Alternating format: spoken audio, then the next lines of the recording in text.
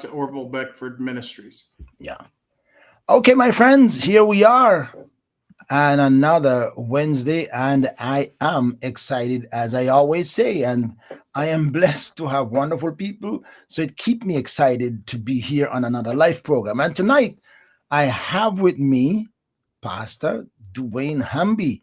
And I can't wait to journey with him to find out his real story because he's coming a long way. I can tell you that. And I know you're going to join with me and know about his story. So when I come back, I'm going to be talking to Pastor DeWayne Hamby and find out this story.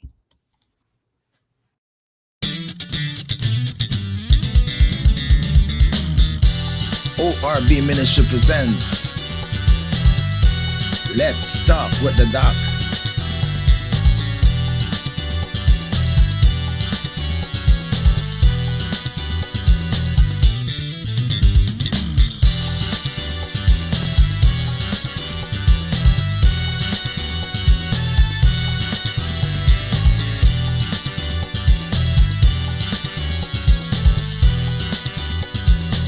Grace Without Borders podcast.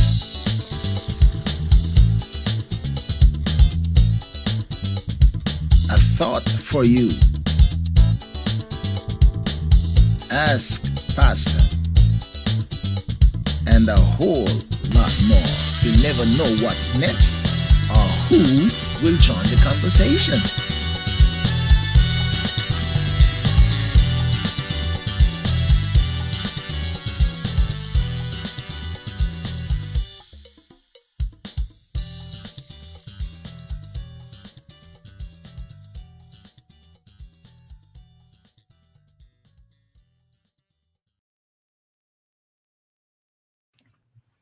All right, so here we are. Here we are on another Let's Talk with the Doc, and I'm excited to have with me Pastor DeWayne Hamby. And Pastor Hamby, welcome to Let's Talk with the Doc. I'm just happy to have you joining me tonight. Oh, I'm happy to be here. So excited. It's fun. Well, that's good. You know, you're excited and I'm excited. That means that's a good combination, right? So the feeling is mutual. Right. Feeling is mutual. All right. So thank you for accepting my invitation to join me because I like to talk to people.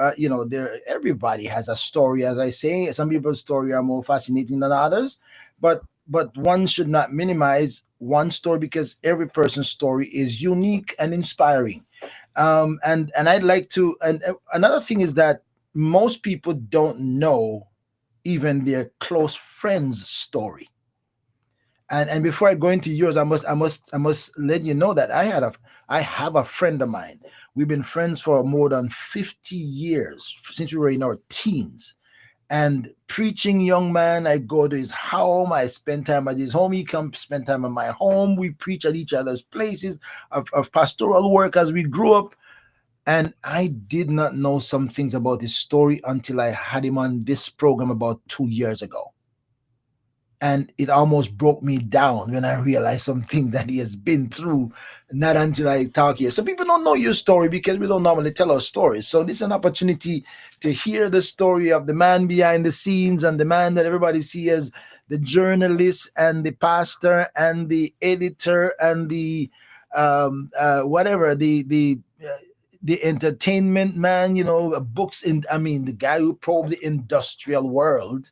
People don't know your story. So here we are tonight to find out what is the story behind DeWayne Hamby? What drives him? How did he get to where he is? And what the future looks like in his projection.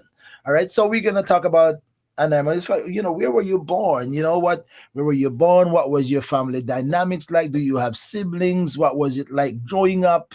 Where did you fall in the group if you have siblings? So we kind of probe it from the beginning days, as much as you can remember and as much as you want to share.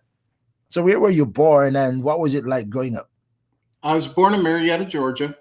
I was the youngest of 3 siblings.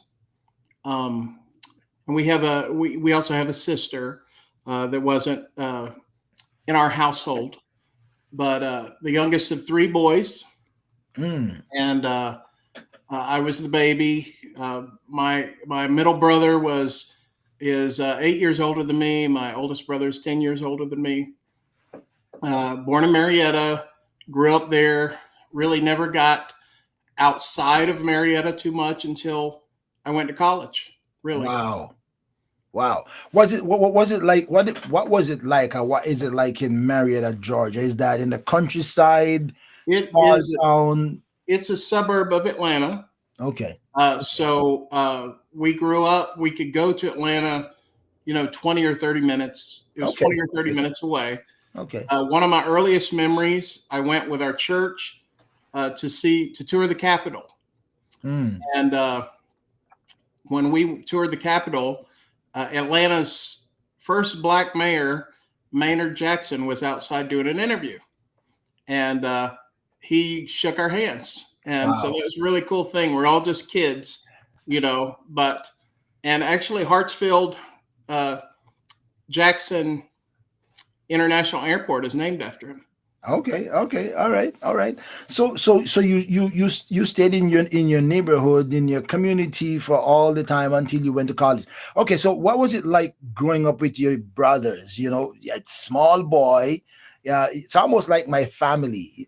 Because my last son is 7 years younger than my second son, and my first son is 10 years older than my last son. So we almost fall in the same place. We don't have a daughter. So, so our household was kind of similar to your household with 3 boys. What was it like with you being so much younger and your bigger brothers? Did you find yourself in a position of wishing you were big, or manipulative, or were you just like, okay, nurtured, everybody cared for the last little boy, or did they feel jealous because you're taking away their mom and dad as a little one? I know that they didn't think I got spanked enough. I didn't get spanked as much as they did. That's a common gripe for older siblings, that says you're a lot easier on him than you were us. But I was the baby. I didn't ever wish to be older, except when my brothers would go to the store and I wanted them to bring home a slushy drink, a Slurpee from 7-Eleven. Okay. It would be like, I can't hold it, because back then cars didn't have cup holders. Mm-hmm. I'd either have to go, or if it was too late, I couldn't go. And the only time I remember wishing that I could be old enough was so that I could drive to 7-Eleven and get my own Slurpee. Okay, so you want to manage things yourself at that point. And also, being the youngest, I was for my brother Daryl, who's 8 years older, who's my middle brother, I was his wrestling moves guinea pig.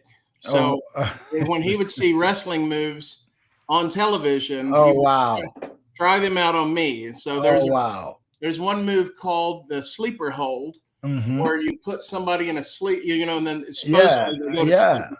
If you go to sleep, then they wake you up. If they don't, then you squeeze harder until they go to sleep. So he did that. And then there's another thing called the figure 4 leg lock. And it's a little complicated. Somebody almost has to be lying still and then let you, manipulate their legs. And it hurts so bad. It was, it was all in good fun. He let me put the figure 4 leg lock on him if I promised not to squeeze hard, and of course I did. But, so, at what age were you about at that time when he gave you an opportunity to put the hold on him? Okay, you must have been like 3, 4, somewhere growing up. About 6 or 7. So you were 6 or 7? Yeah. So then he was a teenager. Yeah, and he would. There would be times when he'd say, come on, let's wrestle. And I'd be like, I don't want to wrestle. And then he'd say, well, come on, if you wrestle, I'll let you be Batman. I could be the Joker, because I was crazy about Batman. So then that would get me in. I was like, okay, I can play Batman and wrestle. So he was enjoying the wrestling. I was enjoying playing Batman. Okay. So how did your bigger brother, look at that between you, and how did your bigger brother look at, how he's wrestling with you? Did your bigger brother ever feel like he was kind of, putting you under too much pressure? No, you're talking about my oldest? Your older brother, yeah. My oldest brother, Greg, he was 2 years older, so he was well into teenage years. Right. So he was well into dating. He was well into high school. And, he married when I was young. Like, I was in his wedding, and and I don't know if I was in maybe 10 or 11. Okay. So he had his other things going on while I was growing up. I mean, he was there, but we didn't do a lot of playing around with him. So I think that's why I was the wrestling ragdoll. And the reason I asked that is because my bigger son, my elder son, would look out for his younger brother because the middle brother would sometimes take advantage of him because he was 7 years older. So the bigger brother looked out for him sometimes. Now, my middle brother Daryl, he was a giant. He had a growth spurt early, so he was taller than anybody, Mm, and he had mom had to special order his shoes. mm, He just grew really fast, wow. so he was a little intimidating. He wasn't mean, and he wasn't a fighter or whatever. But at least one opportunity, like when I was outside one time and some bullies came by. I didn't know they were bullies, but they came by and they're like, "You're riding on my bike. That's my bike." I was like, "No, it's my bike." I was like 12, 11 or 12, and they said, "No, that's my bike." And so when I went back, I mean, just still innocently telling my brother, they they think that's their bike. Well, he immediately knew what was going on. Hmm. That bullies are like, "That's my bike. I'm going to take it from you." So he got me in the car because he was driving at that point, and we drove up to where they were. And when he got out of the car, he really didn't even have to say anything, Wow. because he stood so tall. And they're like, "Oh, we messed with the wrong kid." Wow, wow. Okay, all right. What was were you born in a Christian home? What was it like in the early days? My family was associated with the church. My grandmother was, really our spiritual connection. My immediate family, we didn't go as often. I remember going quite a bit, like when I was a kid, but uh, it was like when I can't even remember the age, maybe 8 or 9. My dad had a health scare in the hospital. Mm, And when he was in the hospital, the pastor from a church that we had visited, but not really, super connected with, hmm. um, their family came to visit. And I think that made such an impression on him that when he got better, we really plugged into the church. Mm. And it was a small church there in Smyrna, Georgia, and right around Marietta. Hmm. So that's where we were. Okay. And it was a nice church. When we came, I think one of the first Sundays we came, they were celebrating because it was record attendance, and record attendance was 82. Okay. Um, but they were happy. I have fond memories of that church. But we went. We were friends. My parents were friends with the pastor and his family, and then I became best friends with the pastor's son, and we, just kind of became inseparable. Mm. That's So cool. that church made a lot of difference for us. Hmm. My family didn't continue to go all the time, and when pastoral changes happen, and that pastor was moved, somewhere about an hour away, it became a little bit more difficult to connect. We lost Hmm. that relational aspect Hmm. of it, Hmm. Hmm. and eventually transferred to a church that was closer to us. We were driving out of our way for that church just because of just the impact that that pastor had on us. That's pretty good. That's pretty good. That's pretty good. That's pretty good. Okay, so how did your dad survive, get out of his illness, and he get connected to the church? Yeah, Um, did anybody else became Christians, or they just get affiliated and like the church life? How did the Christian aspect of it go? we didn't. Once we moved from there, we didn't all go to church together. Eventually, my mother, when she retired, she plugged into the church she grew up up in Tennessee. And we went often. My dad went, he went I went more than anybody. Mm. He went, second. And then my brothers had moved out at that point. So they were kind of, doing their own thing and, with their families or whatever their jobs. But I went to youth camp, and that's where I had really, the salvation experience.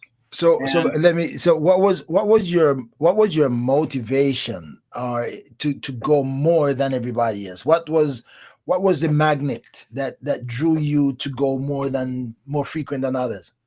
well, it was youth camp. It was, having that salvation experience at camp. Okay, so Uh, you had an early salvation experience via camp. that's right. Yeah. And so when I came back, I plugged into the church. I plugged into the small church we were at.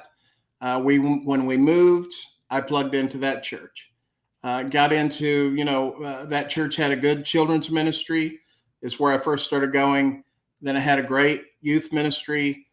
Made more, lifelong friends, and had great youth leaders through the years, and some of them who are my closest friends even to this point. But there were plenty of times when I was a kid who got dropped off and picked up, or the youth leader or somebody else would, pick me up or, and come get me. So you were church connected from age what? I As mean, far really back connected camp. as I can remember, we were affiliated with the church. And then about 8 or 9, when I got saved at youth camp, that was it for me. I was all in from that point. Wow. It's amazing that I have spoken to so many people, and by virtue of experience, there are so many people who are Christians today whose lives or Christian journeys started at youth camp. Yeah. One of the most impactful things that the church has ever done is to have youth camp and take young people away from their environment and get them focused on relationship with God and all this stuff, and experience of the Holy Spirit, etc., etc.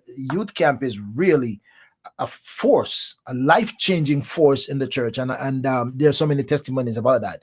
All right, so now your bigger brothers are gone, and Amby's on his own, getting connected to the church. By this time, your mom had retired.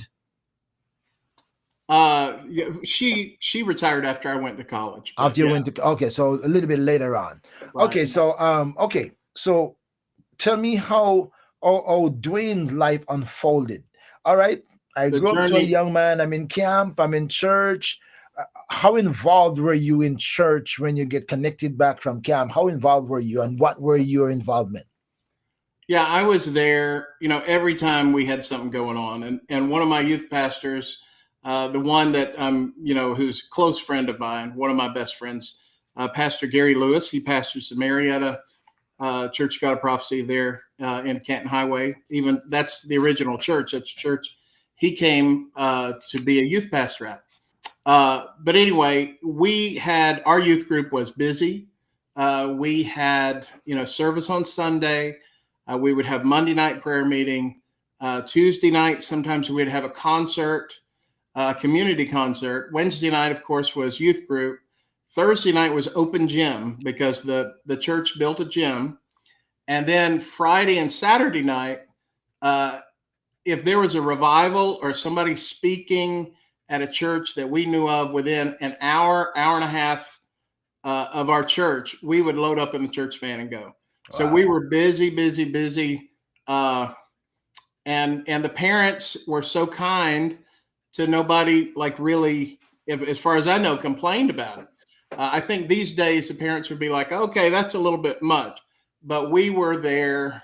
If there wasn't anything going on, we would create something, and that kept us going. That was our lifeline so much. And still, youth camp was a big deal to me. I counted down the days to go back, and for any state function or even the assembly. When I first started going to assembly, I think my first year was 84. Hmm. So we had, back in the day, we had the assembly every year, Right. and we had state convention every year. Hmm. And then you had youth convention every year. And, sometimes you had fall retreat or winter retreat. So there were a lot of opportunities to kind of see your camp friends. There were no shortness. There were no what's the word I want to use? There was no gaps or shortness of having Right. activities, and Right. there were not many blank spaces or blank days when there wasn't something. Oh, yeah. It's amazing where we come from, and all of us had the same old experiences where there was 6-7 days a week. There was something happening at church, and sometimes twice for some days. So now you can barely get anybody one day for the week now.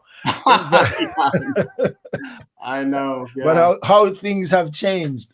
How things have changed. So what were your specialty? Were you gifted, talented, growing up in church? What were your specialties? This is a funny thing because most people don't know this. So I'll tell you something that most people don't know that know Okay, me now. and that's why we talk about stories, right? Is that my gifting when I was in middle school and early high school was art and drawing. Okay. And that's what I was known for. I was known for everybody.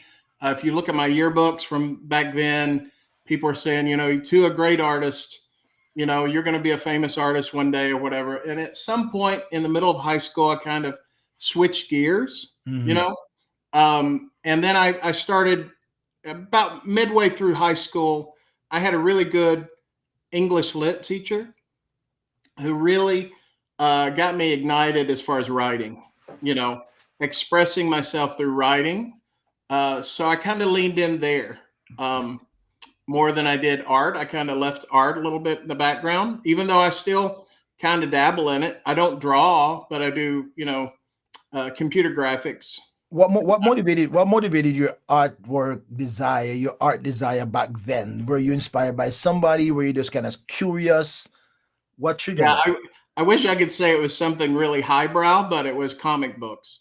I read comic books when I was a kid. I collected them. I had thousands of them. So that was what it was. It was all comic book art that Okay, inspired me to draw, and I drew my own comic books. I had a friend. We drew one together. interesting. We found somebody who would make copies. We sold them in middle school in 8th grade. That's We interesting. sold every copy that we made. So we were like, oh, we could do it again. But the guy who made the copies, like he lost access to the Xerox. Okay. So we only, those are true collector's items. 20 copies were made and 20 copies were sold. We only have the originals now, but Wow. we would make up, superhero teams. And I started drawing like in 4th or 5th grade. Actually before that, but really, coming up with stories and stuff. Okay, so now you find that so you're now inspired by an English teacher. You said an English teacher. You said Yeah, you were okay. Okay, so tell me about that now. Okay, I moved from drawing to real right. English reading, writing comprehension. What was it?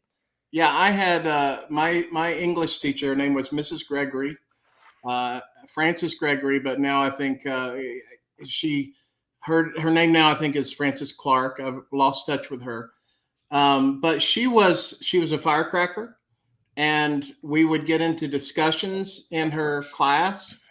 It was almost like talk show discussions. This was also about the time when Oprah started kind of really booming, and so Mm-hmm. I watched that when I'd come home. And when we were in class, Mrs. Gregory would get us going on subjects very similar to that, like topical subjects, and I would articulate positions, and I think that just helped me kind of formulate. I think I can kind of wade through this and present it, in a way that I need to. Oh, So interesting. then I got, she was very encouraging too. Um, and we frequently were on opposite sides of the subject we were talking about, but it was very playful, even if we disagreed, it was, it was respectful, and we just kind of enjoyed, we kind of had fun with each other. Okay. So I'm not sure. I'm not sure what happened to my live right here. I'm seeing something buffering there. Can you hear me still? I can hear you. You're frozen. Yeah, I see something buffering here, which is not good, and I never had that happen before.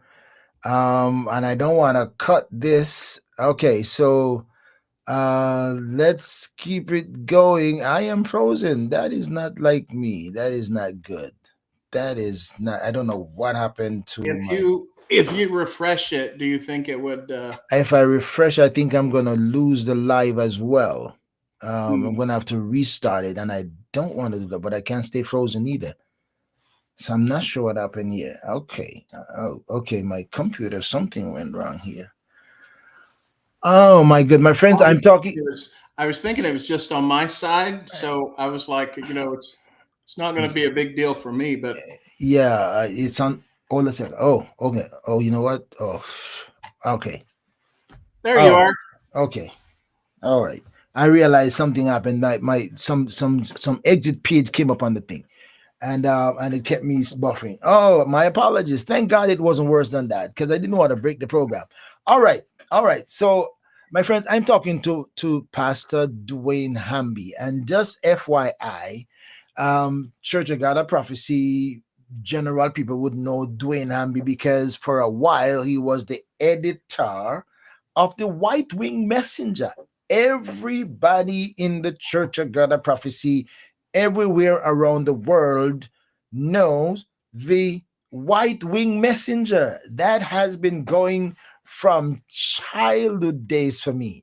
And so I'm excited to talk to you tonight. So, my friends, it's a good time to invite your friends to join us because we have Dwayne Amby on Let's Talk with the Doc. All right. So, fascinating. You get into the English thing, and so tell us a little bit more about how that spiraled. How did that progress as you did you develop more love? The more you get into it, you like it more, and if you did, why? Yeah. So I went from there, and I'm going to try to speed it up because this could get long and tedious. So I'm going to just do the highlights. I went to Tomlinson College after high school. I They didn't really have anything that appealed to me as far as a major, so I did a general studies. I did that for 2 years, and then I went to Lee College after that, and they had a communications degree that hadn't been there long, and so communications for them was pretty new and it was pretty generic. So you could get a communications degree. Now you can get broadcast, or you can get public relations or whatever. But back then it just was communications. So I was on both of the newspapers for both of the colleges. I was editor of the Tomlinson paper, Really? and then I was a writer for the Lee paper, Wow. and then just started writing, just got more and more involved in it. I graduated in '93, moved back to Marietta, and one of the Marietta Daily Journal, they advertised for a writer, and I worked as part of the Marietta Daily Journal, but up in Roswell and Alpharetta. So they had a specific newspaper for that. So I was a reporter for about 6 months. Um, I would have kept on, but 6 months after I started, Dr. Billy Wilson called me, Hmm. and they needed a new editor for Victory, the youth magazine, if you remember that. Yeah. Now Yeah, that you say it, now that you say it, yeah, I didn't remember it, but now that you say it, I remember that one.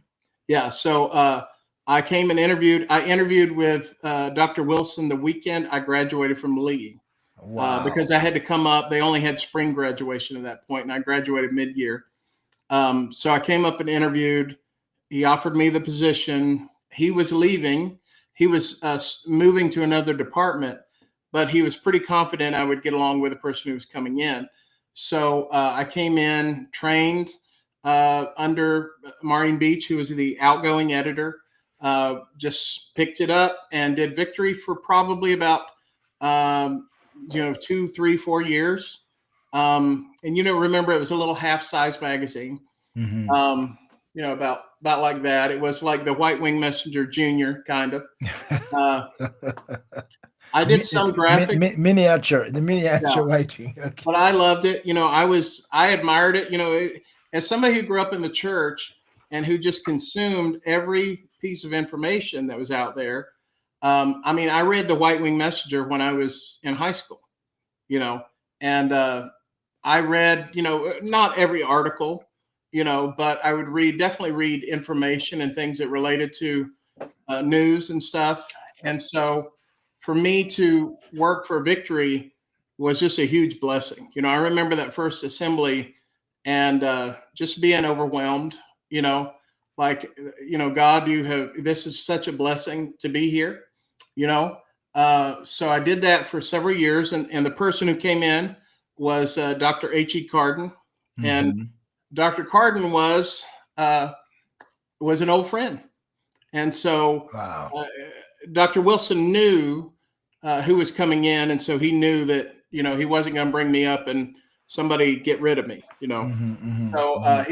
he was trying to, I think he was trying to stack the deck for Dr. Carden. So, he wouldn't, come in and have all the stuff, that he had to deal with. So we worked together for years. And then Victory kind of transitioned into another part of the building. It transitioned into Christian education curriculum. They kind of morphed it into that. And then I still wrote for Victory, but I was not the editor. I kind of passed it off at that point. But I worked in the offices there for 8 years. I worked 4 with Dr. Carden and then 4 with Palma Hutchinson. Okay. And so that was a great time together. After I left, in between that, after that, I went to Florida and worked at Charisma, the Charisma offices, Charisma magazine offices. I worked on a magazine called Christian Retailing. Wow. And Christian Retailing was a trade magazine that went to bookstores. So while I was there in Florida, I was very good friends with Virginia Chatham, who was the editor of the White Wing Messenger. We were close, very close. And she would say something like, you're going to replace me when I retire at the White Wing Messenger. And I laughed the first time she said that because, I always, the White Wing Messenger was always a kind of a bishop in charge kind of thing. And, you know what I'm saying? So for Jenny, she had been, they had really put a lot of confidence in her. So she kind of changed that mold. She changed the mold a little bit. But in my mind, I was still thinking, I'm probably too young.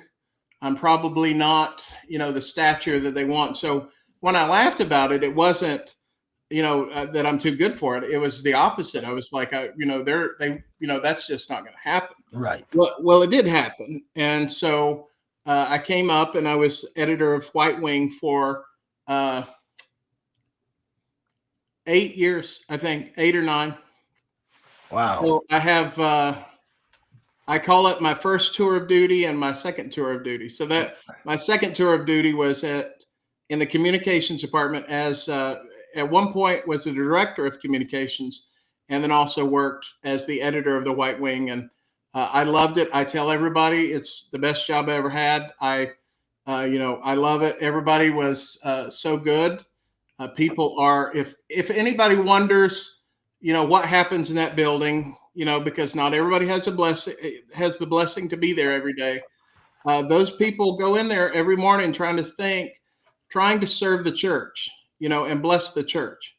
That's their goal, and so they pray and figure out ways to bless the church and resource the church and equip leaders. So it was wonderful to be there. I mean, you prayed in the morning. You had upper room. We got to meet so many people like you when we connected to put your book in the magazine, and so it was a wonderful time. That was a long time ago. That was a long time ago. That's maybe 2015, 16. That's right. Yeah. yeah, maybe 2015, 16, when I got my first draft in the book in the White Wing. That was a big deal for me. I think I did come by there and saw the office once. I think I came by once when you were there, to talk about the book, etc., etc. And my friends, I'm talking to now Pastor DeWayne Hamby, and as you hear, I mean, every listen to somebody's story is so inspiring, because I didn't know your journey, to get to become the editor of the renowned White Wing Messenger. I mean, I know the White Wing Messenger when it was all black and white. It was it Yeah, was all it was all black and white until they started to have colors. I said that way back when, from my childhood days, from I was 8, 9, right. 10 years old. We're talking about 60 plus years ago that I knew the White Wing. When we do get a White Wing back then, um, we thought as a child that the White Wing was a holy paper. Right. We just thought People, it was divine. It was a divine magazine. There are many times when I wear a page of White Wing on my head because we're having headache, or over my eyes because we're having some high issues, because we thought, and there are many testimonies that say we got healed because we wear the White Wing message. So that was the mentality and the connection to the divine publication of the White Wing Messenger. I right. don't know how people see it now, but back then when it was all black and white, it was more like a divine paper. And maybe it was just a psychological thing, but we Right. took it seriously, and it was a blessing to us, as you said. Bishop, the White Wing was prayed over, you know, and it was people put hands on the White Wing. They prayed that the magazine would be anointed. They did that for so long. We didn't do it as much during my tenure because we outsourced it until we figured out a way for us to come over and pray for it. Hmm. Because when I came in, the press had been shut down, and we had outsourced all our press. But Yeah, right. before that, when we had the press there in the back, when it came time for the magazine to go out, they would call the IO employees or the headquarters employees at that time to come down and lay their hands on the magazine. So it doesn't, uh, it's not crazy to me. It sounds crazy to somebody who doesn't really know that Jesus works him crazy. I know, right? He spit on the ground and put mud in somebody's eye to heal them. Yeah, yeah, And yeah, so it's a point of contact. When I yeah, was people use prayer cloths, so yep, I yep. I think it's a agree. blessing. And I know they still pray, even though it's not physical anymore. But it was a point of contact. It was something that came from the headquarters building that people had touched. Yeah, I guarantee that there. I'm gonna say, if not millions, I'm gonna say hundreds of thousands of people who can attest to using the White Wing as a source of healing, as you say, as a point of contact. And Mhm. we took it real. That's my sister talking about. We used to put that thing. I was asthmatic when I was young. I would put a page of White Wing into my clothes, under my shirt, and just felt that would that would heal my asthmatic Yeah. attacks. So there's so many people, and to see you come up and you And you, go not ahead. to interrupt you, but here's the thing: Jesus said, "Your faith has made you whole."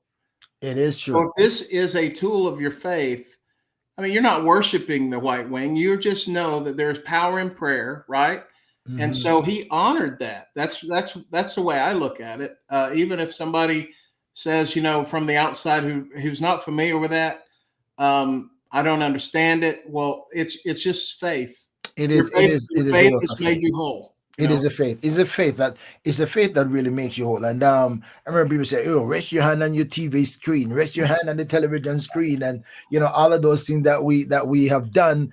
And yes, in the long run, it is your faith that does the work. And yeah, and to God be the glory. My friends, I'm talking to DeWayne Hamby, who is now pastor. We're just journeying with him, climbing up the ladder um, of becoming a journalist, a writer, an editor. I mean, he's done that in so many areas. So you must be pretty good at it to have climbed to number one, to have been discovered by the people who discovered your talents and your giftedness, and gave you the opportunity to work on that. So let's piggyback a little bit. So the church where you started in Georgia, where you were born and grew, that was a Church of God of Prophecy. Correct. Okay, so you've been eternally connected to the Church of God of Prophecy. That's correct. All right, okay. All right. So now, I don't know where your life went. I know you. When did you get married? When did DeWayne's life change? By the way, let me piggyback a little bit.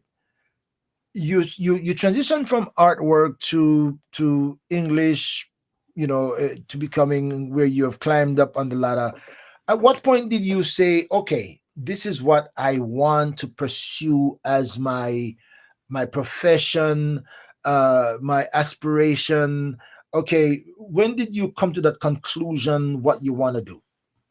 So I think what I started realizing is it was easier for me to write than a lot of people. Some people get really uptight and anxious when they have to write something, like they have to write a paper or whatever. I would. It's easier for me, and it was always easier for me to write than even create art. Mhm. Even to this point, like if I'm doing some kind of graphic art, I'm designing a brochure.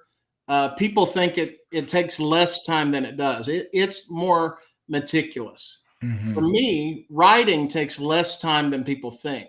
So I'm able to produce more than people think you should be able to. Thankfully, we have editors, and I don't put, I'm not delusional about my writing. I think I'm more of a quantity writer than quality. Okay. Uh, so, I have a few, I have a few basic guidelines that I follow to construct an article. Um, and there's times when I've been inspired as far as the White Wing. My favorite thing to write was the editorial page, Mhm. which basically was a spiritual thought that, I felt like God had given me, or some type of reflection. But for me to write up an article, if you have the inspiration, it just goes really quick. So at that point is when I decided, probably during Tomlinson College, that I would be a writer. I didn't know many art. You always hear the thing "starving artist," and that started getting me a little nervous. So I just slightly diverged into something I thought I could make a career out of. And God bless me to be able to have so many avenues for that. I mean, through the years, there are people who dabble in writing, and a lot of people do it now because they have blogs or whatever. They write on Facebook. More people write now, I think, than ever, but they write, posts and different Mhm. thoughts or Mhm. whatever. Mhm. But I was blessed to be able to do that, at the White Wing, at Victory Magazine, at Charisma Magazine. So uh, that's when it started for me. Again, sometimes I feel like I have an art eye, so I can look and see something needs to be changed. I designed some of the covers for the White Okay. Wing, Okay. uh, and I designed the new. Basically, when I came in, we changed the look of the cover, and so Yeah. I did that, and I I, worked rem- with I the art. remember. I remember that transition as well. But Jenny, Virginia, who was before me, she deserves a lot of credit because the White Wing. That's when it did transition from number one being the black and white to the color, and it also went from being bi-monthly to monthly, Hmm. and it was a little bit bigger. She also was the one who they struck a deal with the outsourcing printer, and it was a great deal. So for me, when I came in, I was blessed because, really, I just had to write, and manage the department. Do you my friend, I'm talking to Pastor DeWayne Hamby, and we're talking about now the time of his life, in his climbing up on the ladder of editorial works, and writing, um, that he and it cannot go unnoticed. And I'm putting the emphasis on this. It cannot go unnoticed. If you have any connection to the Church of God of Prophecy anywhere around the world, it cannot go unnoticed that this man had been an editor, the editor of the White Wing Messenger for somewhere about 8 years. That's a big deal. That is a big deal. That's a big deal when we used to hold the White Wing in our hands. I mean, the White Wing Messenger is the size of this book. That is the size of this book. That it wasn't a little pocket thing. It was the size of that book, oversized paper. And the Church of God of Prophecy has and kudos to the Church of God of Prophecy for keeping that paper available for the duration of the time that they have done that. Now we know it has all gone digital, which we're gonna maybe talk about that a little bit later, about getting in touch, getting your own copy of the White Wing Messenger, because not everybody could subscribe to White Wing Messenger for a while, and now they realize we can actually get it into everybody's hand by just tapping on a link and reading it. And if you want to download it yourself and make your own hard copy, you could do that. So that is, to me, that is even a bigger deal when I heard that they decided to do that. Not, everybody now can have access to the White Wing Messenger at minimal costs to the production and the distribution of that. All right. So talking to the man himself. All right. Okay. So in all of that, when did DeWayne say, okay, I'm a single guy, I need to move from single bachelor guy to finding me somebody? How did that go? When and where and why and how? Okay, so this is interesting. This is also something that maybe not everybody knows. And in the beginning, it was a little more like I think some people were even embarrassed to repeat it, but I'm not, and I wasn't embarrassed about it at all because it worked out so well for me. But I did eHarmony when I was in my mid 30s. It wasn't like for me what it was. I was single, mid 30s, working. I had plenty of friends. I had plenty to do.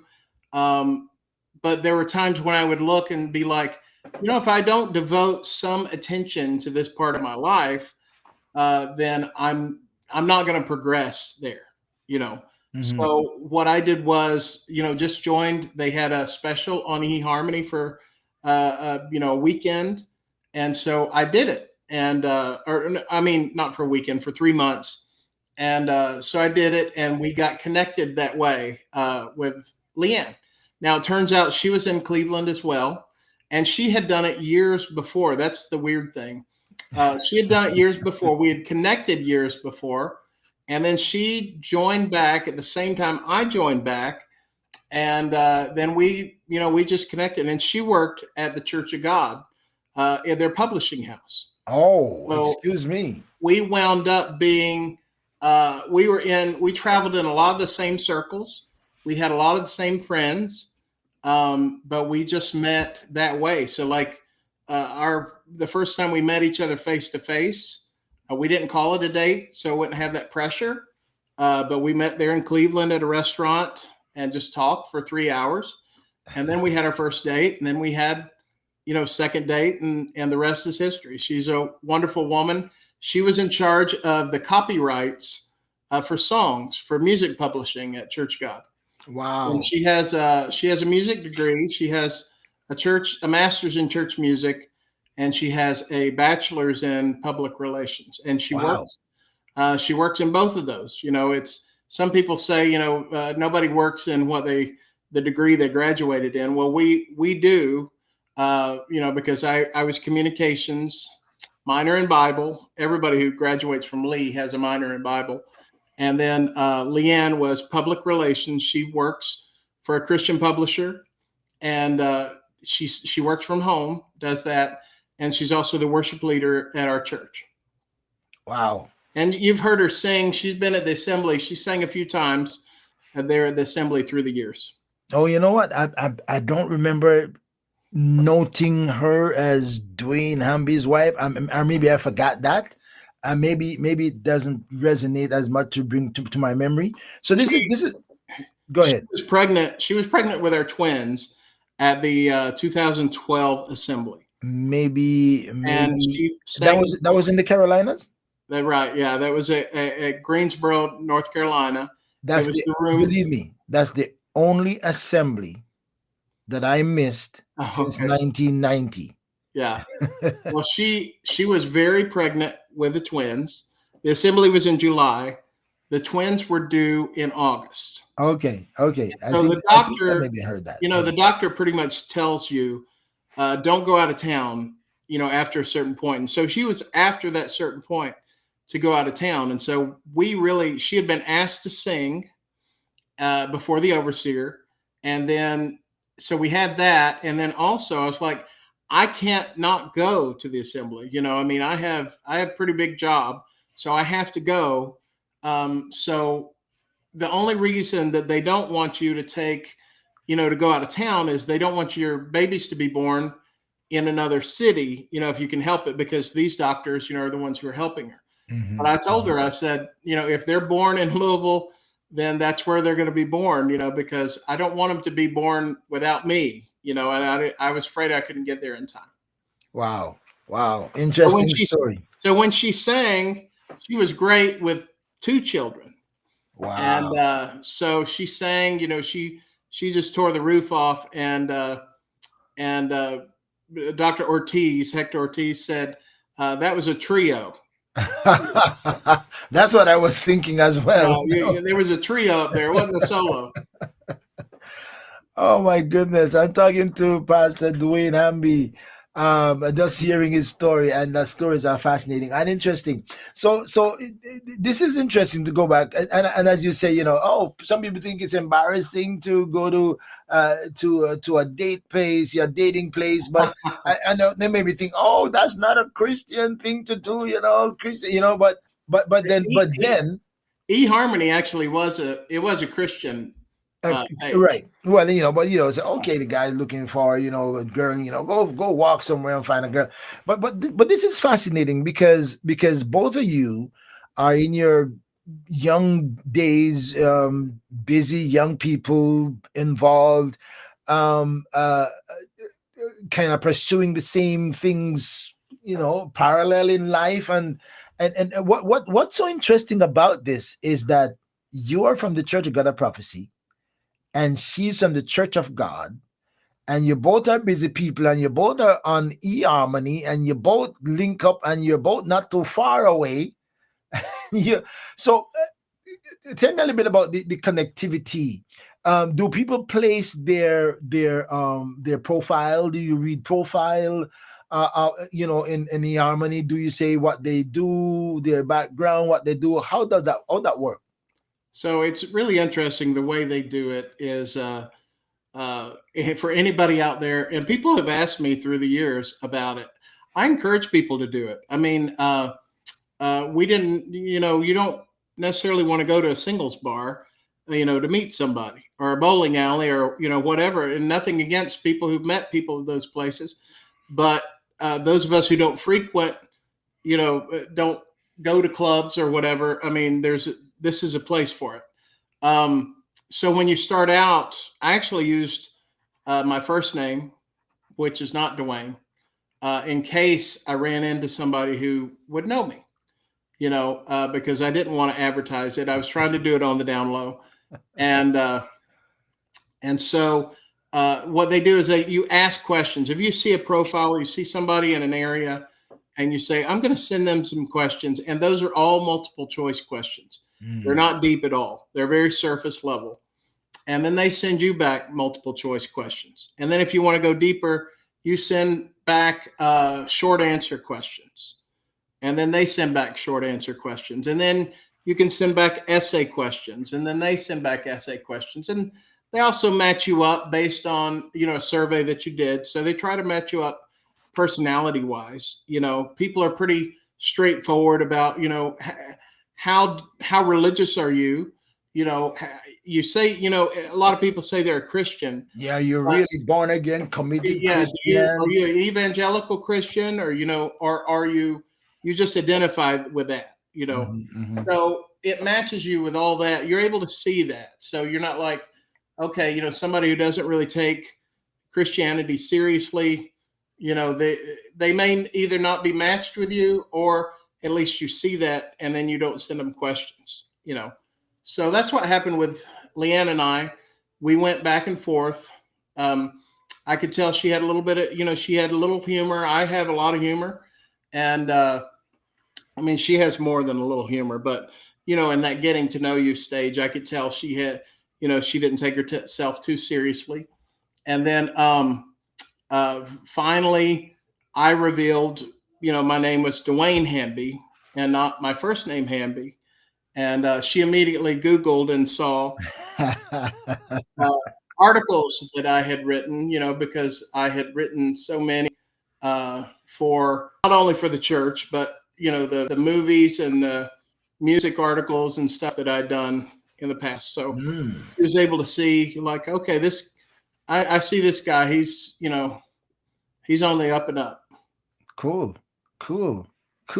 Okay, when she discovered that, what was her reaction? Did she say, "Oh, what was her reaction in connecting"? How did she respond to that this time versus the kind of random times when she discovered who this guy, a real person, DeWayne Hamby, and what your backgrounds were? How did she respond to that? We just hit it off.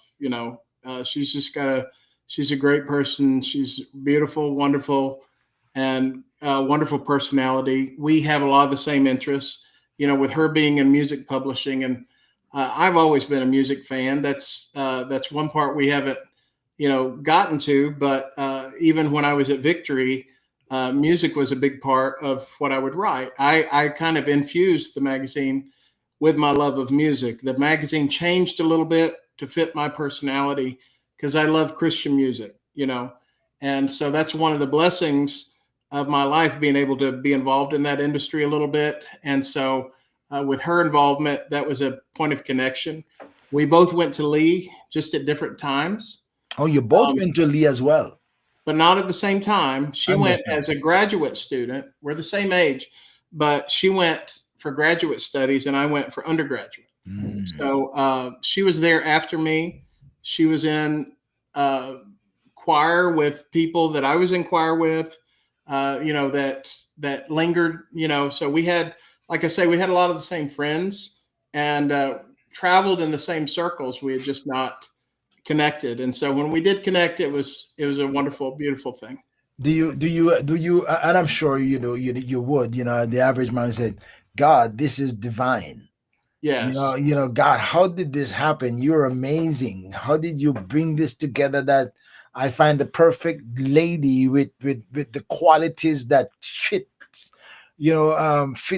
where my likenesses are. And how did you express that in terms of, God, you're amazing?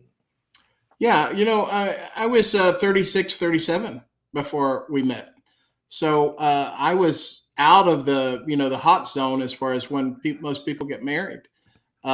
And right now we have younger kids than most of my friends because of that. Some of my friends are having they have grandkids. The people who are my age, but it's just because they got started late. So when you're 36, 37, that's one of those things. You're kind of like, God, is this going to happen? Find the right person. And so, yeah, it was a miracle in itself, that that we connected at the right time because we had a small window to connect, and we were prompted. I feel like the Lord prompted us both at the same time to be on the side at the same time because you actually have to be a member to communicate. And so we didn't pay. Like when we connected the second time and she responded back, I was like, has she been on here for years? Because we connected years before that. But no, she had just signed back on. And so that to me is it's not a coincidence. Right. It was providence that it happened at the same time. How did you both feel knowing that you were like, okay, the guy is from this church and the girl is from this church, and we are both from the two sister churches. Right. How did you merge that and say, oh my God, she's from the church of God, I'm from the church of God, a prophecy. There's so much in common with both churches, and so much in common with me and her as well. How did you guys talk about that? And I just for a point of clarification, where I'm on staff now as a pastor, it actually is a Church of God. Oh, okay, all right. So we're gonna get there to that one. That's interesting. Yeah. That's interesting. But she was not technically Church of God. She was working at Church of God. Oh, okay. She came from non-denominational and got connected with Lee. Okay. Her dad actually is a Messianic pastor. Okay. And Phoenix. So very diverse. I think she raised in another church, but really was non-denominational when she came to Lee. When you go to Lee, that whole world at Lee is Church of God. So it's easy to get connected, but she didn't come from that background. But she became very familiar with it. And when we married, she was, entered into, the Kogot family, and they, welcomed her with open arms. I mean, everybody was so nice and welcoming and loved her. My friends, I'm talking to DeWayne Hamby, and maybe I'm sorry for spending so long on this married part of it, but it is so fascinating to see how it unfolded. Maybe that's a good term. It's just amazing, And as I said time and again, you can't look forward and know what God's plans are. But when you look backward and see how he caused the pieces to fall into place, you can say, God, you really are amazing. I could not draft this up on my own. I could have never construct this on my own, but God, you are amazing. That's why you are God. So I'm glad you shared that story, because that is just fascinating. So I wish she was here. Just give her a shout out for me. And, and by the way, how many kids do you have? Only the two? We have three. You have three. So you got one. We have a 15-year-old, and then the twins are 12. Okay. So the twins were the second. That's right. Okay. All right. They were a surprise. Well, congratulations to you and your kids. So is that two boys or what? What's no, three girls. You're all girls.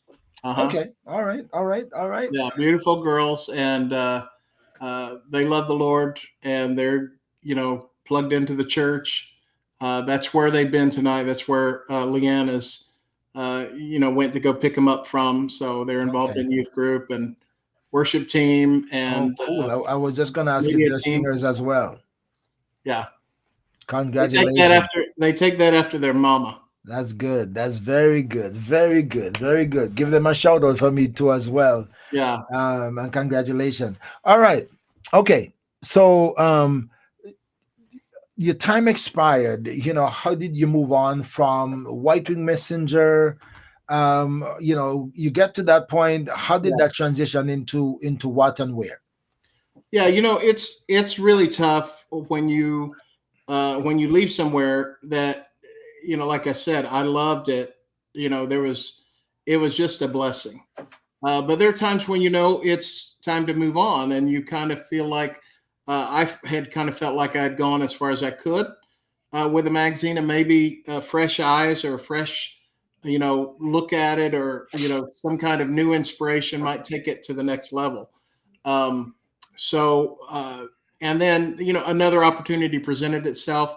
Sometimes God just nudges you in a different way. There's nothing wrong with it.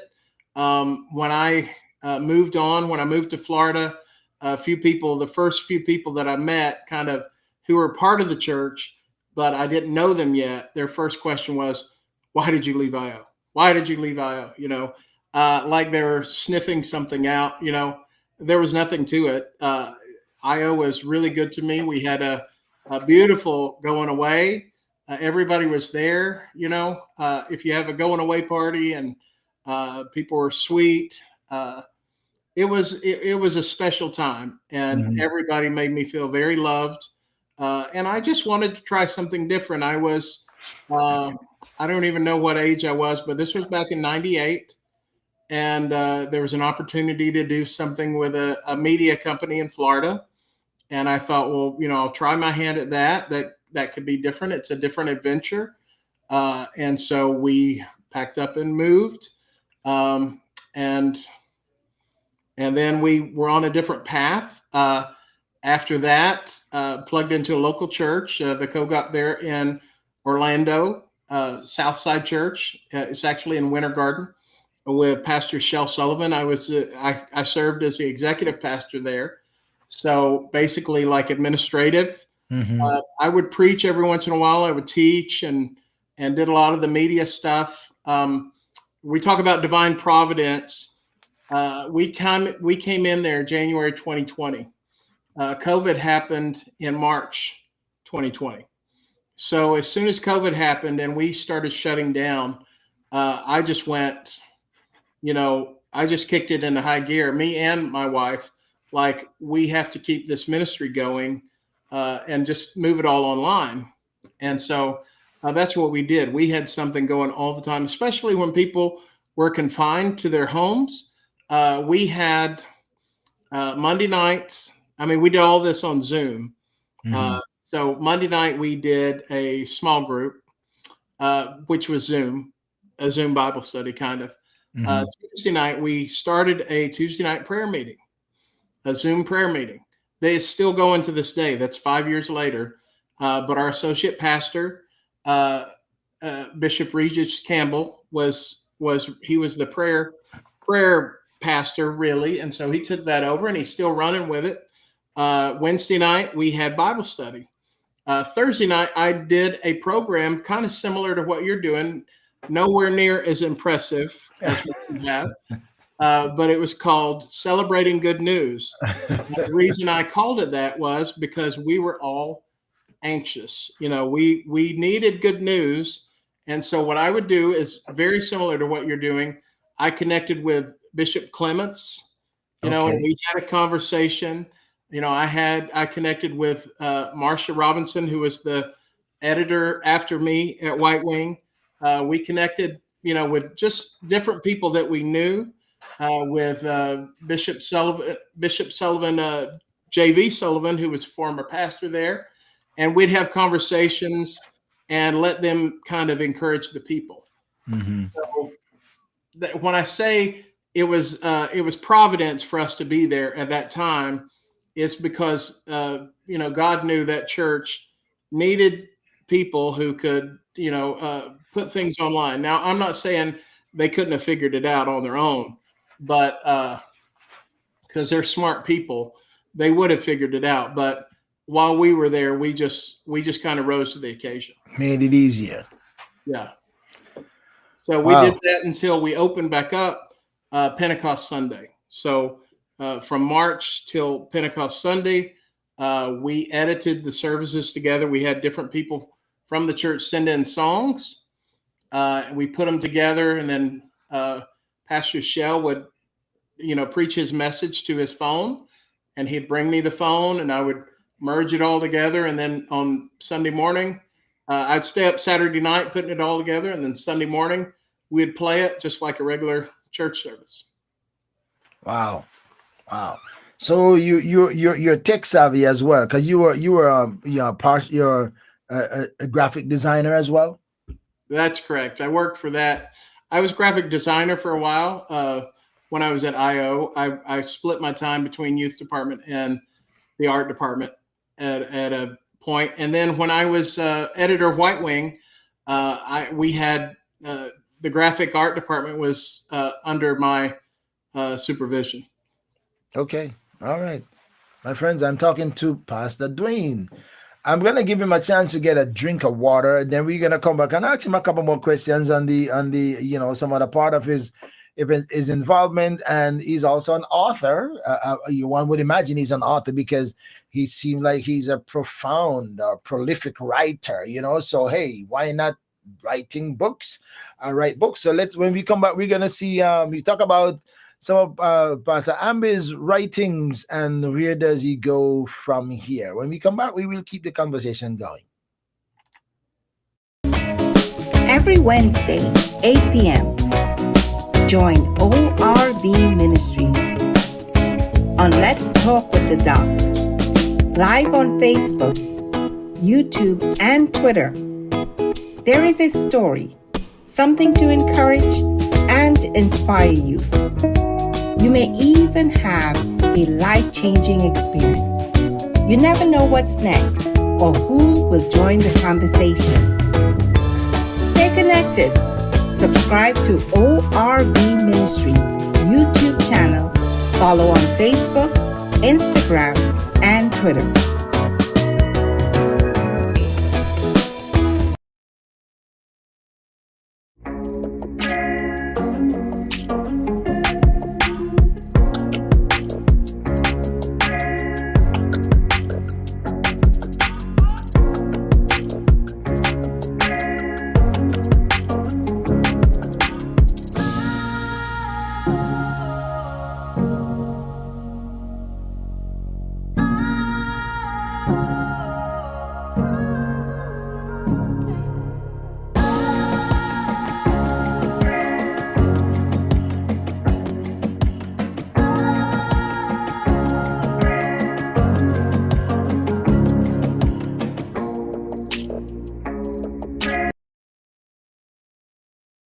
ORB Ministries presents Truth Matters.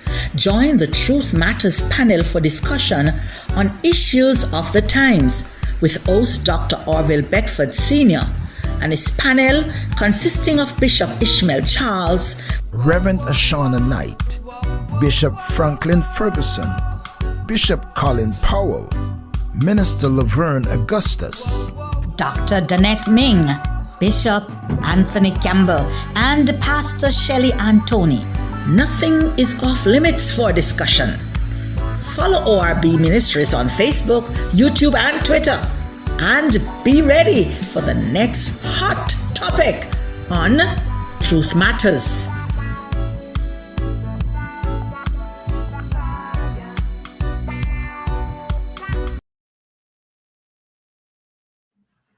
All right, my friends. So welcome back. And by the way, this is my newest publication. This is my newest book that is called The Power of Thoughts. The Power of Thoughts just released that last month.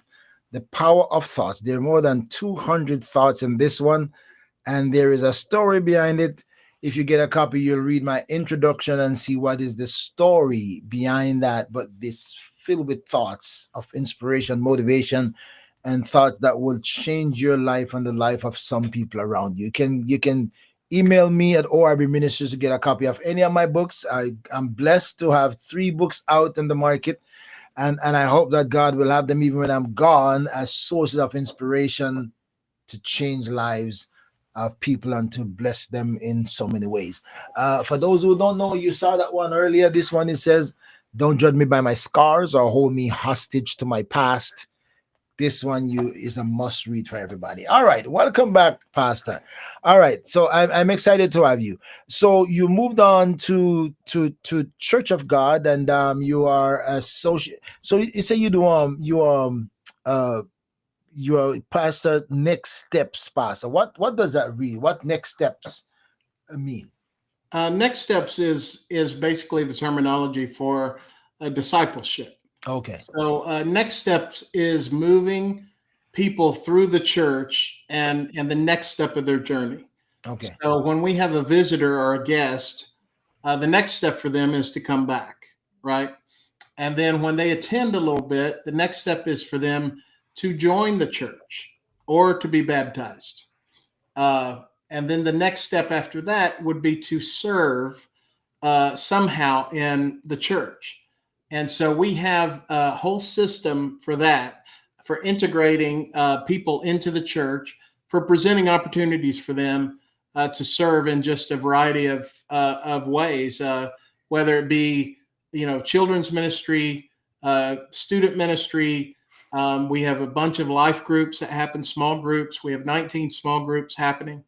And there is a facilities team. There's a security team. Pretty much we know that when people serve in a church, they're blessed for doing it. It's not that you're trying to get, free labor. It's because people were designed to serve. They're designed to plug into a church. And when they do that, they're happy and they're fulfilling their calling. So we do a thing once a month called Growth Track, and newcomers to the church can come and sign up. We share a dinner, and then they do a spiritual gifts inventory. We also ask them, present all the different areas of the church. Are any of these of interest to you to serve? And it's not a hard sell, but we want to, give them the opportunity, to welcome them to do it. All right, pretty cool. So you are the next step pastor. That's right. Yeah, it's called Next Steps. So you got a pretty big assignment. Yeah, that's although it sounds pretty simple and routine, but that's a big assignment. Because number one, you got to keep your eyes open. You gotta be connected, right? You gotta be connected with people. You gotta discover. You gotta follow up with people. You gotta discover gifts and talents. You gotta develop people into discipleship. But you say, okay, discipleship, next step, connection, baptism, become part of ministry. That is pretty cool. So the worst thing that can happen with somebody to come to your church and be like, I just didn't feel like there's a place for me. Or nobody really engaged me. So that's really all under my jurisdiction there. So that's my responsibility. Also, I oversee our small group ministry, which is also a part of that, and our connections ministry, which is a greeter and usher type ministry that happens. Wow. That is no simple responsibility, because it's like you can't fall asleep on the job. No. And I preach occasionally. We lead a life group. My wife is a worship leader. We're involved in the church as members and as staff members. That's pretty cool. And when you say your church is located in the Orlando area? Oh no, we're in Canton now. It's hard to keep up with us, but we were in Orlando for 5 years. Oh, and we moved here in June. So we're in Canton, Georgia. You're back in Georgia. It's near where I grew up. It's probably 15-20 minutes from the house I grew up in. Oh, okay. So you're back in Georgia. And so the pastor here that I'm serving with is my best friend that I met at that little small church back when I was 8 years old. Really? We've been best friends since then, and he's pastored this church for the past 14 years. So when he asked me to come and help him, I just saw a great opportunity. We've been best friends forever, and so we just thought it'd be fun to work together, and so I've done that, when I was at Kogop.io, and I would hire people that I was friends with. That's one of my lines. I would say, I think life is too short not to work with people that you like and that you want to have fun with and your friends. If you have the opportunity to work with your friend, then do it. You can get along. So it was like a reunion with you and your old friend. Right. Yeah. Well, there's no reunion because we have stayed in touch the whole time. Oh, you've stayed in touch. We've been like working together now. Wow. But now working together, this is the first time we've really worked together. We went to college together. We were in each other's weddings. Okay. So, yeah. Okay. That's really connected. Okay. All right. Yeah. So it's also sweet because his dad, who has passed on, was very, instrumental in my journey. He was, Bishop William Turner, and he passed several years ago, but him and his wife, Janet, were, they reached out to us. We were not, we may not have been a family that offered much, but they really made a difference in our lives, Blessings to you. All right, we're kind of coming up to the wrapping up section of this conversation with my friend, Pastor DeWayne Hamby. Actually, in 2014, 15, 16, maybe when I got my book, when I just published the Seven Church of Asia Minor, which I actually completely revised now. He actually helped me get it into the White Wing Messenger, which was pretty kind of nice. Maybe if he was still there now, I'd get my other books in the White Wing Messenger. I get maybe a couple columns in the White Wing Messenger. Maybe, yeah. If you're listening up in Cleveland, yeah. Now everything is changed, right? But maybe we'll find connections through the man, because you have sources and connections. All right. So tell me a little bit about the about books. You've been involved in the retail industry, and you have actually written. You wrote one book that you've written.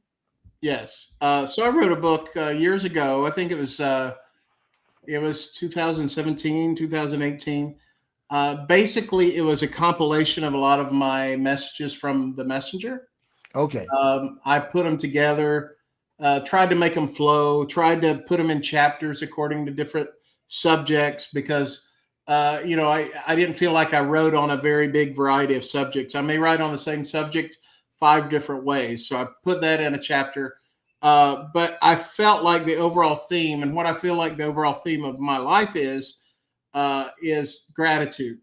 Of all the open doors that God has given that I never would have imagined would be open to me, And so I titled the book Gratitude Adjustment, basically like if you know people in the church that don't have joy, that's a shame because they don't have, they've forgotten the perspective of where they came from and what God has given them now, and and basically it comes down to gratitude. They're not grateful for what God has given them. So they lack joy. But for somebody like me, and I'll share the story that's in the beginning of the book. My wife and I vacationed, we honeymooned at the Atlantis in the Bahamas, it's just an amazing place. I've been there once as well. It's amazing. So Bishop, somebody got us a special rate for our honeymoon. And I mean, it was pennies on the dollar of what everybody else was paying. Wow. Okay. So we went there. We were like paupers in the king's court, So we're loving it, loving every minute of it. So while we were there, I overheard other people complaining about it. They're like, oh, this is not as nice as this or whatever. I didn't like the food or my room wasn't as clean or whatever. And I was like, are you crazy? This is the best place ever created on the face of the earth. I mean, it's beautiful. It's beautiful. But you know what? I realized it was a perspective, right? Right. Because I was aware of the fact that without the grace of this person who gave us this property for pennies on the dollar, we didn't deserve to be there. We didn't have the checkbook that supported us being there. But all the other people had invested more, right? So my perspective was different because we knew that we didn't bring anything to the table. But when you think that you have all this you bring to the table, then you are more critical and you don't have the joy. But I was just filled with, I was like a kid at Christmas walking around this place. Even breakfast was expensive, but I was like, hey, let's pay it. We're staying here for what we could stay at a Holiday Inn, So it was just, that's what introed my book is basically, if you live your life realizing that God has blessed you more than you ever deserved, then you can have joy. You can be joyful because every good thing that happens to you, as the Bible says, comes from the Lord, and you can have that perspective, you know. Mhm. So that was basically the idea for my book back in 2017, 2018, released it through White Wing Books. Okay. And so we printed a bunch of copies. The average book in America sells 200. So mine is above average, but it wasn't a blockbuster bestseller. Well, you never know, because it could springboard, it could spiral again. It could pop up and take on a new life. Who knows what the future holds? It was a blessing just to be able to publish it. I was very grateful for White Wing doing it. I have had great connections from it. Mhm. I think everybody kind of dreams that millions and millions of people are going to connect with this. You have to temper your expectations and realize that certain people are going to get that message, and God sees it on a different scale. Mhm. So I'll tell you this. I don't want to keep you too long, but I'll tell you No, this. that's fine. That's fine. Quick story about the book.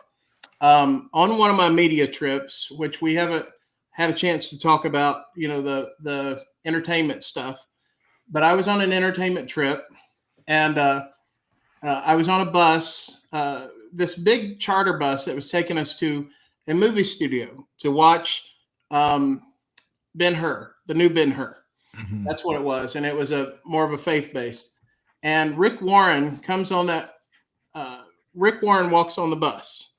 The author of the best-selling nonfiction Christian book of all time, Mhm. The Purpose-Driven Life. Right? Purpose-driven life. Yeah. Purpose-driven life. And basically one of the top pastors in the country at the time. He's retired, I think, from pastoring now. Anyway, he came on the bus. He hugged everybody who was there because he was going on the trip with us. We had this big bus, it seats 60 people, and there were only a dozen of us on it. And, I'm a big guy. Rick is a big guy, but he plops down right beside me.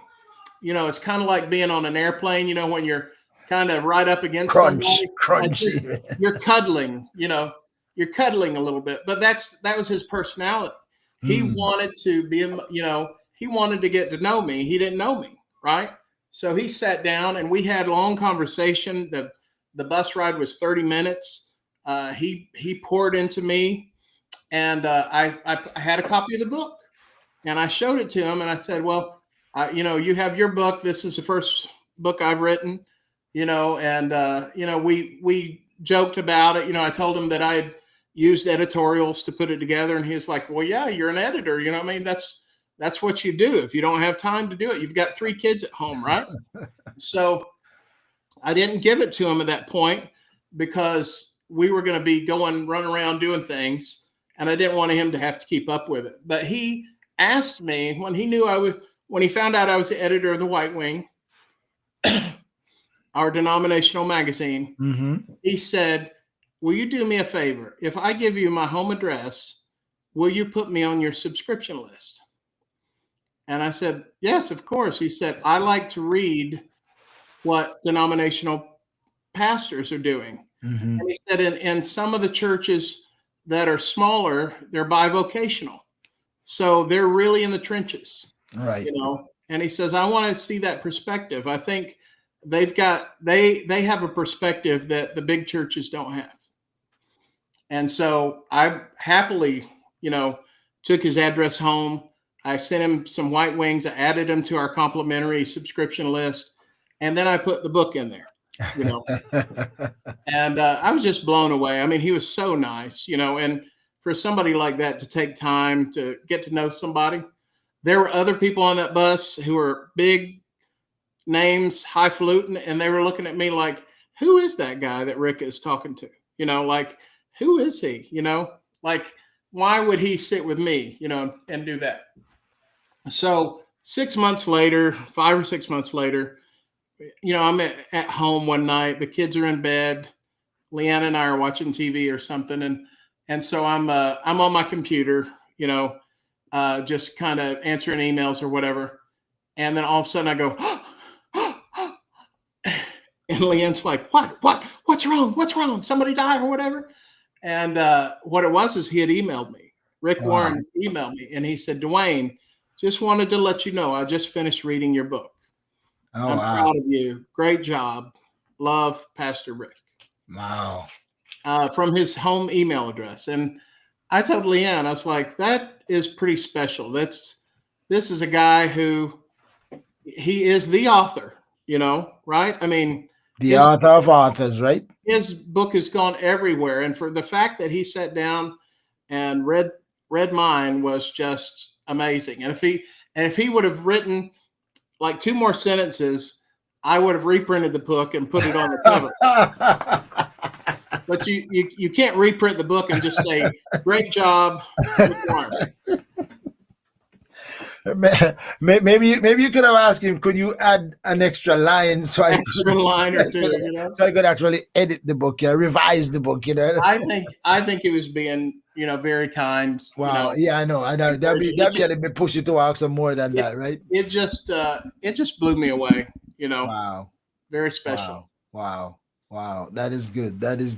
And he continued to receive the White Wing, I think, until until they stopped printing. Wow. And my friend, I've been talking to Pastor DeWayne Hamby, the man who was journeyed in journalism and entertainment and the entertainment, music, faith-based music, and the retail industry. Tell us about the retail industry. When I was at Charisma, we did a magazine that was geared toward Christian bookstores. So we covered the Christian books from that perspective. And we covered Christian media from that perspective and music. So basically it was like, we're giving you a heads up in a Christian bookstore, a local Christian bookstore. This book is coming out in 2 months. And here's an interview with the author, or this CD or whatever. This is so that they would have information that they could order it. But also we would do news articles about the state of retail industry, and Christian bookstores that were thriving in the 80s and 90s really started to struggle in the 2000s. Right. Because of, Amazon, because Walmart started carrying more faith books, Sam's even, you could go to Sam's and buy a Bible for, half of what, your local store was carrying. That's just the way the world works. They manipulate the market and, sell it for less. Well, they buy in bulk, right. And a mom and pop Christian bookstore can't buy enough to get those huge discounts. Right. And so, I used to actually work for Family Christian Bookstore through college, in and out of college. So I was, I love Christian bookstores. I used to hang out there all the time. I'd get my music. I told you I was a fanboy of Christian music growing up. So when a new CD would release or a new tape, I would go, drive out there and get it. So I was sad at the decline of Christian bookstores, and we came in right on the start of it, with Christian Retailing Magazine. I don't even know what they publish now, if they have a trade magazine like that. But at one point, when I first started in Christian retailing, it was a big magazine. And then we had supplements for gifts, and we had supplements for other brands. Church bookstore, we actually had a separate magazine for churches that had their own bookstore, because they were a little bit different than a mom and pop Christian bookstore. So we would do articles about, what are the unique challenges. When I was in Dallas, I went to the Potter's House. They had a Christian bookstore. And so I met with them, I did an article about the Potter's House. I did some mystery shoppers. We did that too. They gave me a T-shirt when I was at the Potter's House, and it's Bishop Jakes, and it says, "Get ready, get ready, get ready." Yeah, get ready, right? Yeah. So I wear that I wore that once or twice, and people look at me like, "What? Are you wearing a TD Jakes T-shirt?" Yeah, I am. Wow. So Wow. yeah, that's when I covered the retail industry. We would talk to the heads of Christian publishers, and they would talk about the unique challenges. They were under pressure. Walmart wanted an exclusive version for their stores. Do something special. You'll see that now at Walmart or Target, where they'll say you can only get this version here. Well, the mom and pop Christian bookstores are like, hey, you're leaving us out. Maybe we won't even carry your music, or maybe we won't even carry, so there was always that tension. And those were the kind of articles that we had to kind of navigate. Wow.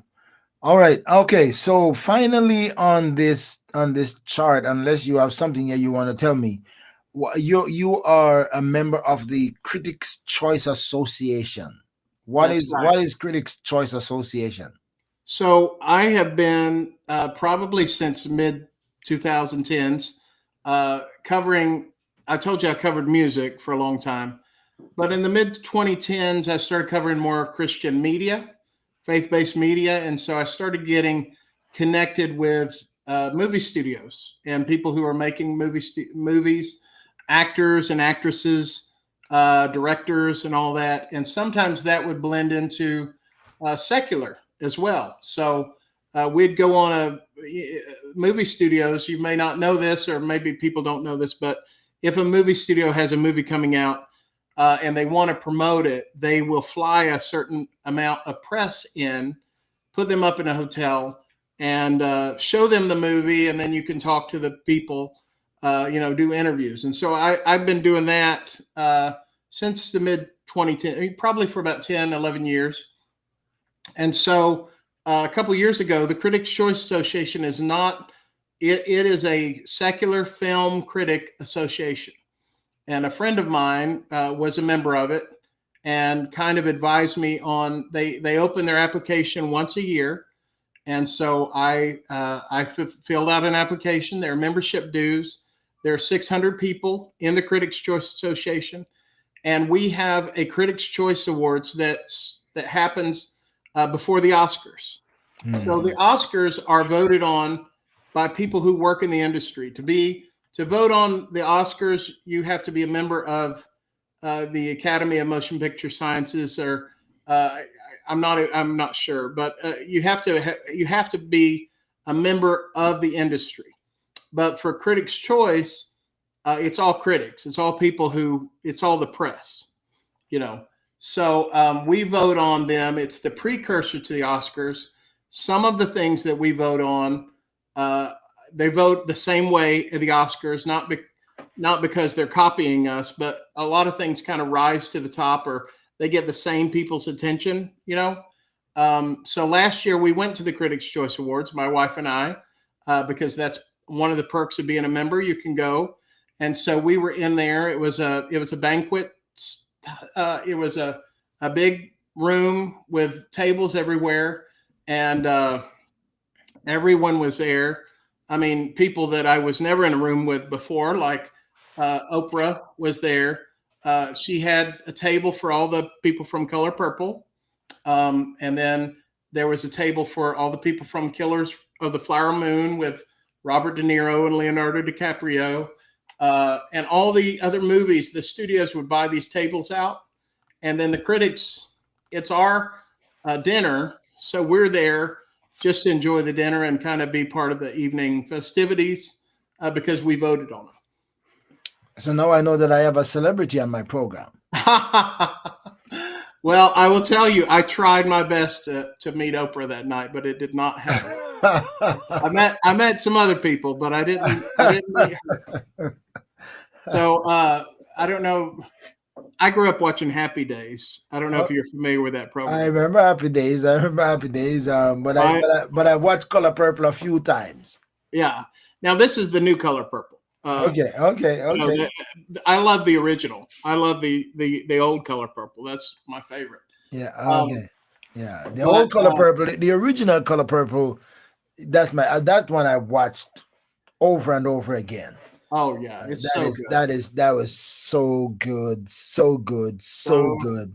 Yeah. I'll tell you this. Oprah produced the new one. She doesn't star in it. She's a producer. That's why she was there. Okay.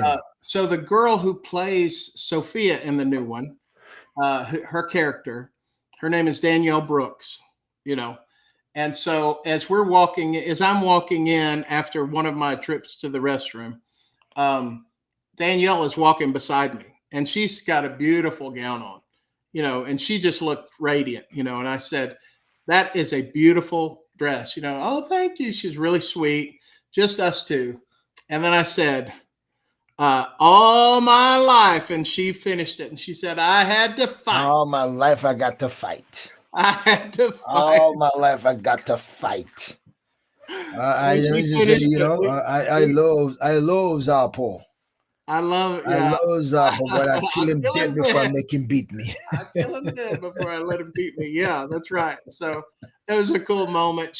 You know, everybody's just, it's almost like a prom or something, you know, they're all there to be honored.